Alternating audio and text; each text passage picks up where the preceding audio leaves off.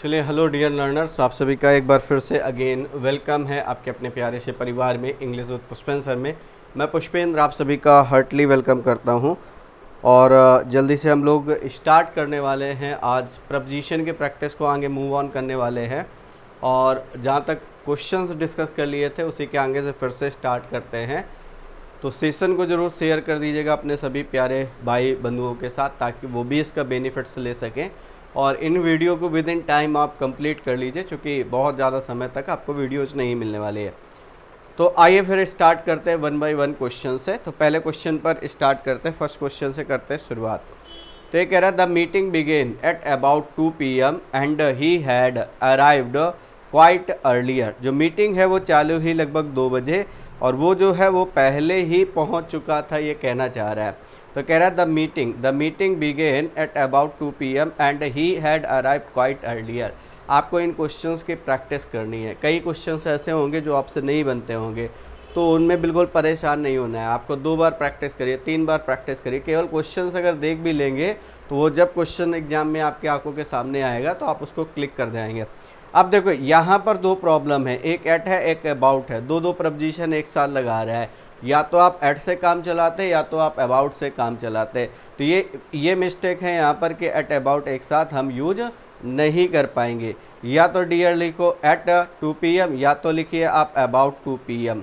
दोनों में से एक ही करेक्ट होगा, एट 2 PM या फिर about 2 PM। Clear, this is your correct answer.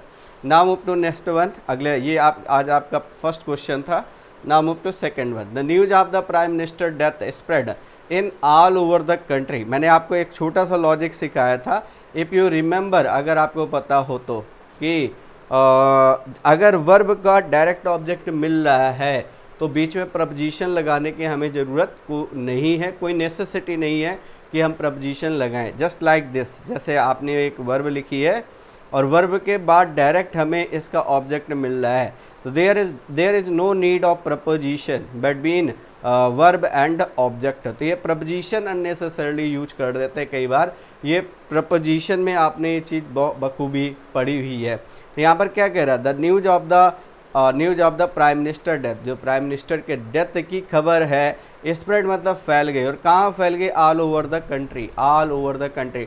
एक दूसरा कॉन्सेप्ट भी मैं आपको बताता हूँ कि कहीं पर अगर आप कोई एडवर्ब लिखें, डियर क्या लिखें, एडवर्ब लिखें, तो ये जो एडवर्ब है क्या कभी कोई प्रपोजिशन किसी एडवर्ब को मॉडिफाई कर पाएगा? तो आपका आंसर होगा जी नहीं सर, ऐसा नहीं कर पाएगा। एक प्रपोजिशन के पास इतनी पावर नहीं है कि वो किसी एडवर्ब को मॉडिफाई कर पाए। तो ये ध्यान रखिएगा कि एडवर्ब के पहले हम प्रपोजिशन का यूज नहीं कर पाएंगे। तो यहाँ पर क्या कह रहा है, कह रहा है जो प्राइम मिनिस्टर की डेथ की खबर है वो स्प्रेड, फैल गई। कहाँ फैल गई? All over the world. ठीक है, ये जो ऑल ओवर द वर्ल्ड लिखा है ये एक एडवर्ब है। तो एक सिंपल सी बात समझिएगा, अगर आप कोई वर्ब लें, उस वर्ब पर अगर आप वेयर लगा देते हैं और आपका आंसर मिलता है तो वो आंसर क्या होगा? That is adverb, that is adverb. Clear? तो that is why we don't need in this sentence, we don't need the preposition of in की हमें यहाँ पर कोई नेसेसिटी नहीं है। तो ये करेक्ट आंसर होगा the news of the prime ministers death spread all over the country. यहाँ पर इनको ड्रॉप कर दिए, बाकी स्टेटमेंट हो जाएगा करेक्ट। आइए क्वेश्चन नंबर नेक्स्ट चलते हैं, क्वेश्चन नंबर 3 की ओर। कह रहा है he always travelled in second class with a view to understanding the pulse of his countryman. वो हमेशा सेकंड क्लास में यात्रा करता है ताकि वो जो कंट्रीमैन है, जो देश के लोग हैं, उनके पल्स को समझ सके। ठीक है, तो यहाँ पर 2 बातें आपको याद रखनी है। एक तो आपको ये याद रखना है विथ आ व्यू टू, एक ये फ्रेज है जो बार बार आता है, विथ आ व्यू टू एक ये फ्रेज है, इसको ध्यान रखिएगा, विथ आ व्यू टू। और इसके साथ आप क्या करते हो, वर्ब की कौन सी फॉर्म आती है डियर? ING फॉर्म आती है। ठीक है, विथ अ व्यू टू के साथ वर्ब की कौन सी फॉर्म आनी चाहिए? वो फॉर्म आपकी ING फॉर्म आनी चाहिए। ठीक है, तो यहाँ पर देखो, जरा ध्यान से देखो, विथ अ व्यू टू के बाद इसने अंडरस्टैंडिंग लिखा है। ये बात ध्यान देना, ये 2 फ्रेजेस बार बार पूछे जाते हैं, एक विथ अ व्यू टू, एक आता है आपका लुक फॉरवर्ड टू। सेकंड जो आता है वो आता है आपका लुक फॉरवर्ड टू। और दोनों के बाद हम क्या करते हैं, वर्ब की आईएनजी फॉर्म का यूज करते हैं। तो एक आपको ये याद रखना है डियर, एक आपको ये याद रखना है, दोनों मेमोराइज रखने हैं, जगह जगह आपको हेल्प करेंगे। क्या कह रहा है, ही ऑलवेज ट्रेवल्ड, उसने यात्रा की, कि किस में यात्रा की, कहाँ यात्रा की, तो कह रहा है सेकंड क्लास, सेकंड क्लास। तो ये जो इन लगा ये अननेसेसरली सेम पिछले वाले कॉन्सेप्ट पर आधारित ये भी क्वेश्चन है आपका। He always travelled second class with a view to understanding, ये करेक्ट आंसर हो जाएगा। आइए क्वेश्चन नंबर 4 पे चलते हैं। क्वेश्चन नंबर 4 क्या कह रहा है, she was admitted in the hospital when she met with a serious accident. Met with an accident, ये आपका फ्रेज होता है, ध्यान रखिएगा, ठीक है। बाकी क्या कह रहा है, सी वॉज एडमिटेड, एडमिट के साथ जो सही प्रपोजिशन आपका यूज होता है दैट इज टू। एडमिट के साथ जो आप प्रपोजिशन यूज करेंगे वो कौन सा होगा, टू होगा। तो ये बात ध्यान दीजिए, यहाँ इन नहीं आएगा डियर, यहाँ पर क्या आएगा, टू आएगा। She was admitted to the hospital होगा, ना कि in the hospital. Second thing एक और बताता हूँ मैं आपको, जिस तरीके से एडमिट के है ऐसे एक रिफर वर्ड है, इसके साथ भी हम क्या करते हैं, टू का यूज करते हैं। तो एक एडमिट टू आता है और एक रिफर टू आता है, एडमिट टू और रिफर टू दोनों ध्यान रखिएगा, ठीक है। बाकी देखिए जैसे इसी तरीके से एक ये आता है एडजासेंट, एडजासेंट का मतलब होता है समीप, नज़दीक, इसके साथ भी हम क्या लगाते हैं, टू लगाते हैं। एक प्रीफर आप पढ़ते हो, प्रीफर के साथ भी क्या लगाते हैं डियर, टू लगाते हैं, है ना। एक इक्वल पढ़ते हो, इक्वल का मतलब होता है बराबर, इसके साथ भी क्या लगाते हैं, टू लगाते हैं। आपने एक ये पढ़ा होगा मीनस, मीनस मतलब खतरा होता है, मीनस, मीनस के साथ क्या लगाते हो, टू। थ्रेट, थ्रेट, हैजार्ड, या फिर आप एक वर्ड यूज करते हो कौन सा, एडजासेंट हो गया, रिफर टू हो गया, मीनस हो गया, डेट्रीमेंटल आप यूज करते हो, वो सब पूरी सीरीज आप पीछे डिस्कस कर चुके हो, है ना। तो हार्मफुल टू, बेनिफिशियल टू, ये बहुत सारे वर्ड हमारे टू की लिस्ट में आते हैं, क्लियर। जैसे एक और आता है टेंटा माउंट, ये वर्ड आता है, टेंटा माउंट मतलब होता है टेंटा माउंट, टेंटा माउंट। कई वर्ड मैं जानबूझ करके रिपीट करता हूँ क्योंकि आपको ना चाहते हुए वो वर्ड जब बार बार आपके कानों पर पढ़ेंगे तो ऑटोमेटिक याद हो जाने लग रहे होंगे। आइए क्वेश्चन नंबर 5 की तरफ चलते हैं। 5 क्या कह रहा है, after his death, after his death, उसकी मृत्यु के बाद, his wife and children died of misery and starvation, उसकी मौत के बाद, उसकी डेथ के बाद उसके जो बालक थे, उसकी जो वाइफ थी और उसके जो बच्चे थे वो माइजरी और स्टारवेशन से मर गए। माइजरी मतलब मुसीबत होता है, स्टारवेशन का मतलब भुखमरी होता है, तो मुसीबत और भुखमरी से मर गए। अब डाई के साथ आपने बहुत सारी चीज़ें पढ़ी हैं बच्चा, डाई के साथ आपने पढ़ा है, डाइट के साथ आपने ऑफ पढ़ा है। ऑफ ये तब यूज करते हैं सर जब डिजीज की बात करें, बिल्कुल सही। Died in an accident, diet के साथ इन, और ये किसकी बात करता है, एक्सीडेंट की बात करता है। डाइड फॉर किसी के लिए मर जाना, ठीक है, कोई नायक है वो अपनी नायिका के लिए मर गया, कोई सोल्जर है अपने देश के लिए शहीद हो गया। और डाइड फ्रॉम एक आता है जो कि बहुत ज़्यादा कंफ्यूज करता है, डाइड फ्रॉम किसके लिए यूज करते हो, डाइड फ्रॉम रीजन, किसी कारण से मर जाना वो होता है डाइड फ्रॉम। तो यहाँ क्या बन जाएगा, after his death his wife and children died from आ जाएगा, डाइड ऑफ नहीं आएगा। किससे मर गए, कह रहा है माइजरी से मर गए और स्टारवेशन से मर गए, भुखमरी से मर गए। आइए चलते हैं नेक्स्ट क्वेश्चन नंबर 6 डिस्कस करते हैं। While going to college, college जाते समय, I met my old friends, मैं अपने पुराने मित्रों से मिला। इन द वे ये इनकरेक्ट यूज है, इसकी जगह यूज होना चाहिए on the way, on the way रास्ते में, ऑन द वे, ठीक है। तो कुछ फ्रेजेज आपको पढ़ने पड़ेंगे, कुछ फ्रेजेस की हेल्प लेनी पड़ेगी, मदद लेनी पड़ेगी, तब आप बेहतर तरीके से उनको सीख पाएंगे, ठीक है। जैसे ये है आपका ऑन द वे, ठीक है। वैसे वर्षा अगर इसके बाद बात करें, जैसे एक ये आता है ऑन फुट, आता है ऑन फुट मतलब क्या होता है, पैदल, ऑन फुट पैदल।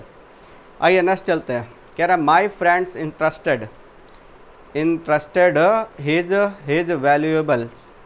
वैल्यूएबल्स 7 है। My friend interested with me, with me, interest के साथ प्रपोजिशन कौन सा यूज करते हैं, विथ। पेन डाउन कर लीजिएगा, नोट डाउन कर लीजिएगा, मेमोराइज कर लीजिएगा कि वर्ड होता है हमारा कौन सा, डियर इंटरेस्ट। और इंटरेस्ट के साथ सही प्रपोजिशन कौन सा हम यूज करते हैं, दैट इज विथ। तो ये बनेगा सही आंसर आपका इंटरेस्ट विथ, है ना। क्या कह रहे हैं, माई फ्रेंड्स मेरे जो दोस्त हैं, यार हैं, interest with me his valuables. आइए चलते हैं नेक्स्ट, अगले वाले क्वेश्चन में आते हैं। एट में कह रहा है my neighbour our neighbour was charge of murder last year. ये जो चार्ज वर्ड है इससे कई बार आप प्रपोजिशन को लेकर के बड़ा कंफ्यूज होते हैं तो आइए एक्चुअल तरीका हम लोग यहाँ पर समझते हैं। CHARGED, चार्ज के साथ आप दो प्रपोजिशन, दो different type of preposition use करते हैं। एक यूज करते हैं आप विथ और चार्ज विथ, एक यूज करते हैं चार्ज ऑफ। चार्ज विथ और चार्ज ऑफ दो अलग अलग टाइप के प्रपोजिशन आप यूज करते हैं। तो चार्ज विथ जो आता है ये somebody के लिए आता है। किसके लिए आता है? somebody। सॉरी, इसमें ये somebody समथिंग वाला नहीं होता है। इसमें केस बनता है आपका कि जब चार्ज वर्ड वर्ब हो तब आप विथ के साथ जाएं, जब चार्ज वर्ड नाउन हो तब आप ऑफ के साथ जाएं। ये डिफरेंस है दोनों में, ठीक है। और जैसे कहा जाए, मैं एक स्टेटमेंट लिख रहा हूँ, इसके अलावा देयर इज अ चार्ज, ठीक है, देयर इज अ चार्ज, ठीक है, fill in the blank, theft, ये एक स्टेटमेंट लिखा है, ठीक है, अगेंस्ट हिम, उसके खिलाफ एक चार्ज लगाया गया है। वो चार्ज कौन सा है? चोरी का इल्ज़ाम लगाया गया है। तो चार्ज के साथ दो आप प्रपोजिशन यूज करते हैं, विथ और ऑफ। अब आप जरा ध्यान देना कहाँ पर वर्ब है, कहाँ पर नाउन है। जैसे इस वाले स्टेटमेंट में देखो तो ये चार्ज लिख रहा है, देयर इज अ चार्ज, ठीक है। और ये इसके पहले देखो, अगर ध्यान से देखो तो ये आर्टिकल आ लगा है, आर्टिकल आ लगा है तो डियर, ये बात तो क्लियर हो गई किसके, ये नाउन हो गया। भाई आर्टिकल किसके साथ यूज करते हो? नाउन के साथ, तो ये वर्ड हो गया नाउन। नाउन हो गया तो डियर किसके साथ जाए? ऑफ के साथ जाए। लेकिन यहाँ पर देखिएगा, कह रहा है our neighbour was charge of murder, was charge लिख रहा है, इट मीन्स ये क्या है? वर्ब है तो यहाँ पर ऑफ नहीं आएगा, यहाँ पर डियर क्या आ जाएगा? विथ। तो ये करेक्ट आंसर होगा, our neighbour was charge with murder last year. आइए now move to next one, अगले स्टेटमेंट में चलते हैं। यू मस्ट कंप्लाई, ये बड़ा इंपॉर्टेंट क्वेश्चन है और बार बार एग्जाम में पूछा जाता है। कह रहा है you must comply by orders of your senior. देखो प्रपोजिशन में कमांड करने के लिए सिंपल सा एक ही फॉर्मूला है। आप ये सोचो कि एक बार में प्रपोजिशन में पूरी कमांड हो जाए, इट्स इम्पॉसिबल, ऑलमोस्ट इम्पॉसिबल है ये। उसके लिए आपको डेली एफर्ट्स डालने पड़ेंगे। आप ये सोचो 5 क्लासेस पढ़ करके आप प्रपोजिशन के प्रकांड विद्वान बन जाए, इट्स ऑलमोस्ट इम्पॉसिबल है। तो आपको उसके लिए इंश्योर करना पड़ेगा। जैसे जो सक्सेस होती है ना, उसके लिए पर डे आपको इंश्योर करना पड़ता है। Success does not come in one day, एक दिन में सक्सेस नहीं मिलती है, उसके लिए आपको डेली इंश्योर करना पड़ता है, डेली एफर्ट्स डालने पड़ते हैं। तो वाइसे वर्सा आपको प्रपोजिशन के साथ भी करना है। आपको डेली इसके लिए क्या करना है? सेशंस अटेंड करने हैं। जैसे जैसे सेशन मिलते जा रहे हैं वैसे वैसे ही it will help you a lot, ये बहुत हेल्प करने वाला है, आपकी तैयारी में 4 चांद लगाने वाला है। नहीं अदरवाइज प्रपोजिशन से बहुत परेशान रहेंगे आप, ठीक है।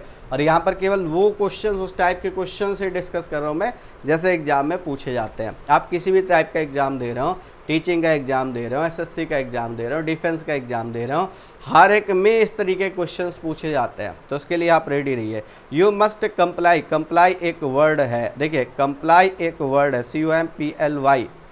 और कंप्लाई के साथ जो सही प्रपोजिशन यूज करते हैं वो लगाते हैं बंधु क्या? विथ। कंप्लाई विथ करने का मतलब होता है ओबे करना, आज्ञा मानना। तो कह रहा है यू मस्ट कंप्लाई, बाय नहीं आएगा, यहाँ विथ आएगा, with the orders of your seniors. तुम्हें अपने सीनियर्स के इंस्ट्रक्शंस का पालन करना चाहिए, उनको ओबे करना चाहिए, ये कहना चाह रहे हैं। तो उसी तरीके जैसे कंप्लाई विथ आता है, डियर एक आता है abide by, abide by, ABIDE, abide के साथ क्या लगाते हो? बाई लगाते हो। इट मीन्स सेम, ठीक है, दोनों का मीनिंग क्या है? सेम है, ओबे करना है ना। तो ये दोनों के ध्यान रखिएगा, एक तो आपको कंप्लाई विथ याद रखना है, दूसरा अबाइड बाई याद रखना है। तो होपफुली दोनों क्लियर होंगे। आइए बढ़ते हैं। द फादर डील्स, ये अगला स्टेटमेंट है आपका। नेक्स्ट स्टेटमेंट के बारे में डिस्कशन करते हैं। The father of my friend deals with medicine. Deal के, यू नो वेरी वेल कि डील के साथ हमने 2 डिफरेंट टाइप के प्रपोजिशन यूज किए थे। First one is in, second one is with. In is used for something and with is used for somebody. किसी के साथ डीलिंग करना तो भी विथ आता है और किसी को टैकल करना तो भी विथ आता है। लेकिन अगर किसी चीज़ का व्यापार कर रहे हैं, ट्रेड कर रहे हैं, तो फिर वहाँ पर इन आता है। तो the father of my friend deals in आ जाएगा, इन मेडिसिन। मेरे जो मित्र के जो फादर हैं वो मेडिसिन में डील करते हैं। डील इन समथिंग, बस इतना सा पॉइंट याद रखना है कि डील इन समथिंग होता है, ठीक है। होपफुली क्लियर है बात। आइए चलते हैं नेक्स्ट। जैसे एक और यहाँ पर मैं आपको बता दूँ, एक आता है डील आउट। डील आउट करने का मतलब क्या होता है? इसका मतलब होता है डिस्ट्रीब्यूट करना। It means distribute, it means distribute, distribute करना, ठीक है। डील आउट अगर कहीं मिलता है तो इट मीन्स डिस्ट्रीब्यूट, ठीक है। बाकी एक चीज़ और ध्यान रखना, जैसे आप डील यूज कर रहे हो, ऐसे डी ट्रेड आता है, ट्रेड के साथ भी इन आता है और विथ आता है। Trade in, trade with, trade in something, trade with somebody, ठीक है। Same vice versa, equal concept है, दोनों बातें आपको ध्यान रखनी है। होपफुली क्लियर है बात। आइए आगे चलते हैं। तो ये 10 हो गया। 11 अगले क्वेश्चन में आते हैं। 11 क्वेश्चन नंबर 11 क्या कह रहा है? कह रहा है she has been ill from fever since Monday. अब आप ये बात तो एक बिल्कुल करेक्ट है, इसमें कहीं कोई दो राह नहीं है कि जब आप सफ़र यूज करते हैं तो सफ़र के साथ हम क्या करते हैं? फ्रॉम लिखते हैं और आगे डिजीज का नेम लिखते हैं। डिजीज, सफ़र फ्रॉम डिजीज, ये आपका एक्चुअल पॉइंट होता है। लेकिन ध्यान रखना, अगर सफ़र के बाद डिजीज नहीं दिया गया है तो फिर क्या आता है? नो प्रपोजिशन आता है। ये भी आपको याद रखना है। He suffered a great loss in business. मान लो एक दूसरा स्टेटमेंट, आप एक स्टेटमेंट तो जानते ही हैं, वो मैं नहीं लिख रहा हूँ। He is suffering from fever for 5 days, है ना, तो ये तो सही है। लेकिन अगर कहा जाए कि ही सफ़र्ड, एक स्टेटमेंट ये लिखा है dear, he suffered a great loss, he suffered a great loss, great loss in business, great loss in business, he suffered a great loss in business, है ना। मान लो ये लिख रहा है he suffered a great loss in business, है ना, मान लो ये लिख रहा है, तो क्या करोगे? यहाँ पर नो प्रपोजिशन आएगा, यहाँ पर फ्रॉम नहीं लगाओगे। दूसरी बात एक और, इल, इल के साथ हम क्या लगाते हैं? इल के साथ हम फ्रॉम नहीं लगाते, इल के साथ विथ आता है डियर। इल विथ, ये आपका करेक्ट फ्रेज बनता है। तो सफ़र के साथ तो फ्रॉम आता है, लेकिन इल के साथ क्या आता है? विथ आता है। ये बात आपको ध्यान रखनी है। आइए चलते हैं नेक्स्ट क्वेश्चन नंबर 12 की तरफ बढ़ते हैं। Real beauty consist of good character. एक अच्छी जो रियल ब्यूटी होती है वो किस में दिखाई पड़ती है? एक अच्छे करेक्टर में दिखाई पड़ती है। कंसिस्ट के साथ दो तरीके के प्रपोजिशन यूज करते हैं। कंसिस्ट के साथ एक प्रपोजिशन आता है आपका इन और एक प्रपोजिशन आता है आपका ऑफ। कंसिस्ट ऑफ का मतलब होता है बी मेड ऑफ, कोई चीज़ किससे मिल करके बनी है वो होता है बी मेड ऑफ। और कंसिस्ट इन का मतलब होता है बी, ठीक है। बी का मतलब होना, कोई चीज़ किसी में है, कंसिस्ट इन, ठीक है। कोई चीज़ किससे मिलकर के बनी है, कंसिस्ट ऑफ। तो जो रियल ब्यूटी होती है वो एक अच्छे करेक्टर में दिखाई पड़ती है। तो यहाँ पर करेक्ट आंसर होगा कंसिस्ट इन। लेकिन डियर यहीं पर मैं दूसरा सेंटेंस लिख रहा हूँ। मैंने एक सेंटेंस लिखा, क्या मैंने लिखा? मान लिया सपोज दैट मैंने कहा दिस बुक कंसिस्ट 200 पेजेज, ये मान लिया एक स्टेटमेंट लिखा है, दिस बुक कंसिस्ट 200 पेजेस। तो फिर ये इनकरेक्ट है, यहाँ पर क्या लगाना पड़ेगा? ऑफ। तो this book consist of 200 pages, this is your correct answer. Next the dacoits, अगले स्टेटमेंट चलते हैं। Next 13, the dacoits set fire on the house. तो ये फ्रेज गलत है, set fire on the house नहीं होगा, set fire to the house. Target के लिए टू का यूज करता है, तो set fire to the house, ठीक है। घर में आग लगा दी, जो डकैट्स थे उन्होंने घर पे आग लगा दी, ये कहना चाह रहा है। नेक्स्ट अगले क्वेश्चन में आते हैं। नेक्स्ट क्वेश्चन जो है question number 14, there was warning on the notice board, no admittance. यहाँ पर सही आंसर कर लीजिएगा, नो एडमिटेंस, ये सही फ्रेज यही बनता है, नो एडमिटेंस विदाउट परमिशन, है ना, तो करेक्ट कर लीजिएगा। बाकी इसमें सीखने लायक कुछ है नहीं। क्वेश्चन नंबर 15 में चलते हैं। कह रहा है while returning back from Delhi he lost his purse. जब वह दिल्ली से लौटा तो उसने अपनी पर्स खो दी, ठीक है, ये कहना चाह रहा है। तो यहाँ पर एक बात बताइए, जब आप रिटर्न लिखते हैं तो रिटर्न में ऑलरेडी किसका मीनिंग होता है? सर ऑलरेडी इसमें बैक का मीनिंग होता है, बैक का मीनिंग इसमें इम्प्लाइड है, तो हम रिटर्न बैक नहीं लिख पाएंगे। This is an incorrect phrase, ये जो फ्रेज है ये इनकरेक्ट है।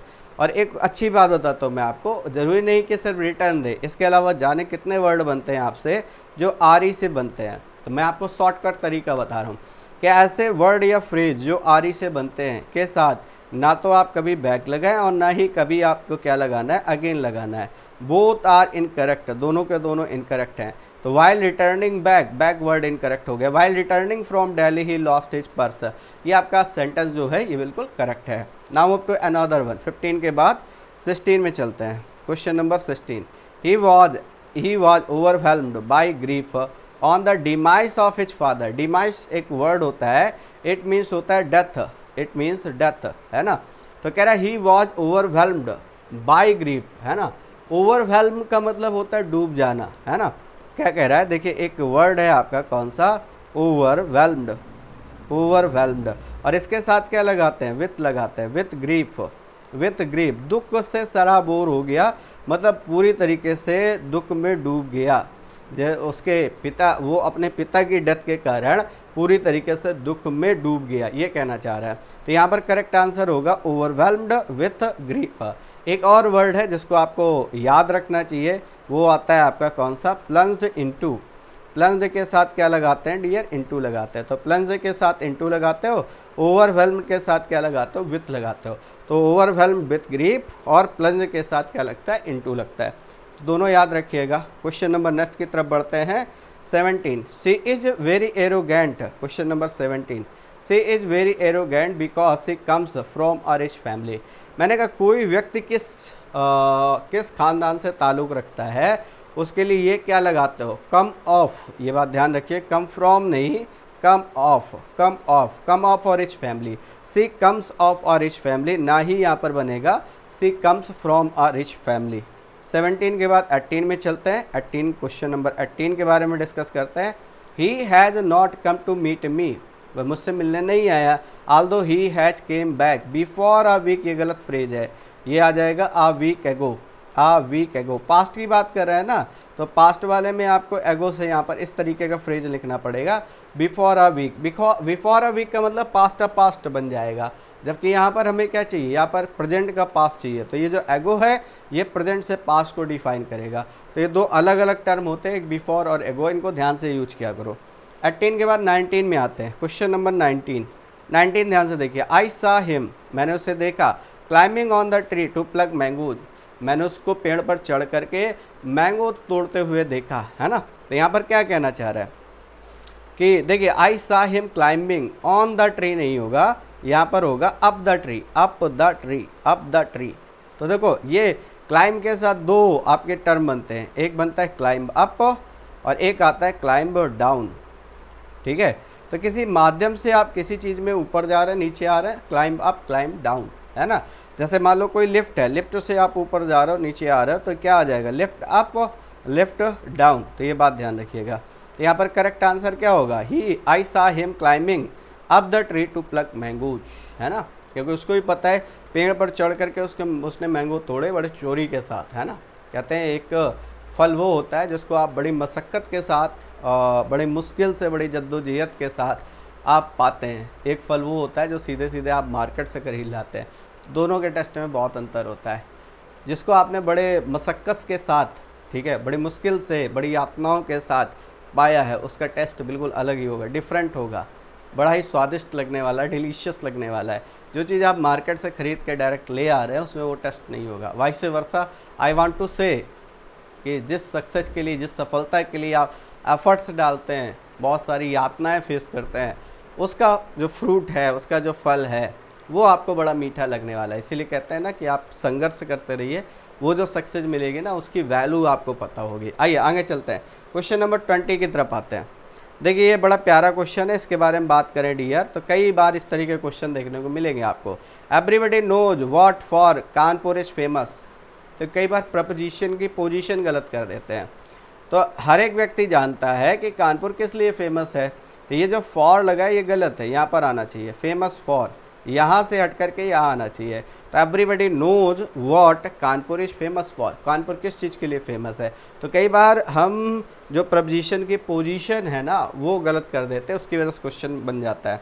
आइए नेक्स्ट अगले वाले पे चलता है। क्वेश्चन नंबर 21 कह रहा है he has never been wished for any reward although he has serve suffering humanity throughout his life.